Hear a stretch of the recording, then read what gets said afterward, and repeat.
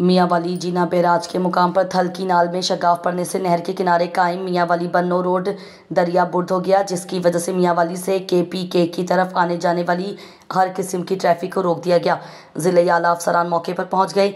जीना barrage के नज़दीक मियांवाली और केपीके इलाकों को जाने वाला रोड मरकज़ी रोड जो नहर थल के किनारे के साथ कायम है, नहर के साथ बनाए सिफन पुल टूटने से नहर में शगाफ पड़ गया और रोड दरिया बुर्द हो गया, जिसकी वजह से तहसील ईसा खेल पेशावर और बन्नो साइड पर बरास्ता मियांवाली चलने वाली हर किस्म की ट्रैफिक को बंद कर दिया गया। एक्सियन हाईवे, एक्सियन महकमा इनहार, असिस्टेंट कमिश्नर मियांवाली और SHO दाऊद खेल व दीगर इंतजामिया मौके पर पहुंच गई। महकमा आबपाशी के अफसरान के मुताबिक मियांवाली नहर में शगाफ से मुकामी आबादियाँ नुकसान से ताहाल महफूज हैं, क्योंकि नहर से निकलने वाला पानी रोड के नीचे बने सेफन से गुजरकर वापस दरिया में जा रहा है।